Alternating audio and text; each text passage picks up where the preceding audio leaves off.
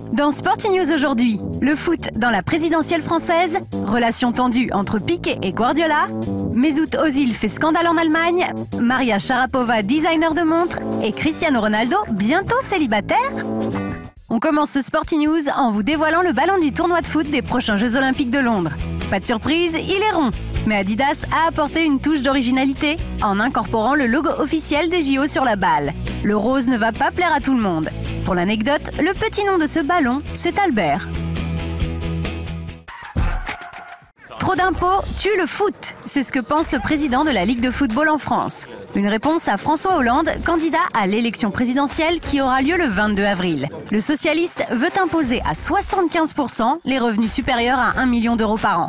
Pour Frédéric Thierez, le président de la Ligue, cette mesure provoquerait l'exode de 120 à 150 footballeurs, soit le quart de la Ligue 1. François Hollande n'est pas convaincu et il en a profité au passage pour dévoiler le salaire de Leonardo, le directeur sportif du PSG. J'ai appris que le directeur sportif du PSG touchait 6 millions d'euros par an. Chacun doit faire un effort. S'il y a un sacrifice à faire, mieux vaut qu'il soit demandé à ceux qui ont plus. Que les dirigeants du football fassent un peu le ménage. Une chose est sûre, les plus gros salaires du sport français, c'est à l'étranger qu'on les trouve. Le classement publié par l'équipe MAG révèle que Franck Ribéry est désormais le sportif français le mieux payé en 2011. Avec 11 400 000 euros, le joueur du Bayern Munich devance Thierry Henry et Tony Parker.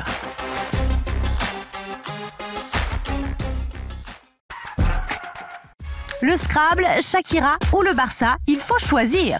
Déjà dans le collimateur de Pep Guardiola, Gérard Piqué n'en fait qu'à sa tête. Sur son compte Facebook, le défenseur catalan a posté une photo où l'on peut voir sa compagne Shakira jouer au Scrabble chez lui. Rien de très grave, mais Guardiola ne veut pas que des images de la vie privée de ses joueurs filtrent via les réseaux sociaux. Gérard Piqué a encore désobéi à son coach et le manager du Barça n'aurait pas du tout apprécié. Après Cristiano Ronaldo, on vous présente la Ferrari de son coéquipier Mesut Özil. Une Ferrari 458 customisée par Anderson Germany, un spécialiste des belles mécaniques. Le bolide d'Ozil a été gonflé avec un moteur de 620 chevaux. Quant à la plaque, elle est comme il l'a voulu, GEMO 1088, GE pour Gelsenkirchen, MO pour Mesut Özil, 10 son numéro et 88 son année de naissance.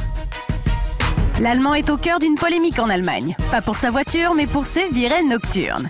Écœurés par la défaite en amical face à la France, Özil et son coéquipier Sami Khedira sont partis oublier la défaite en boîte de nuit, ce que les supporters allemands n'ont pas du tout apprécié.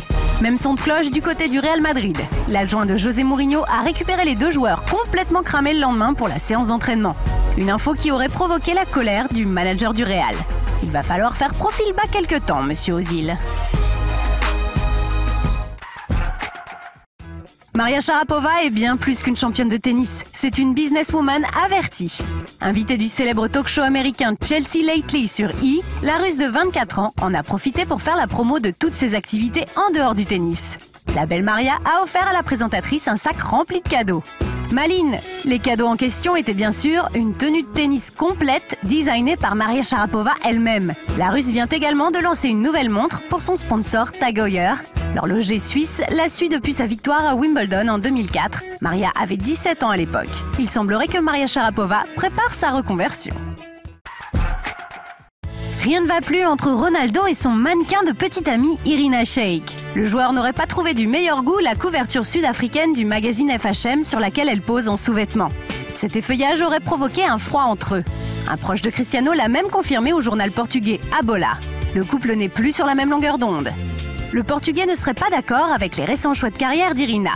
Le malheur des uns faisant le bonheur des autres, c'est la maman de Cristiano Ronaldo qui va être contente.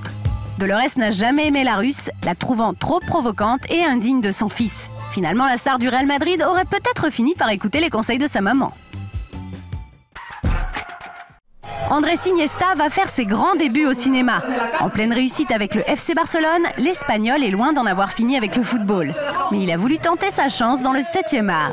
Iniesta prête sa voix dans la version espagnole du film d'animation Pirate. Son personnage, Albino, est un pirate timide et loyal qui aide le capitaine à remporter le prix de pirate de l'année. Un rôle très proche de la personnalité d'Iniesta.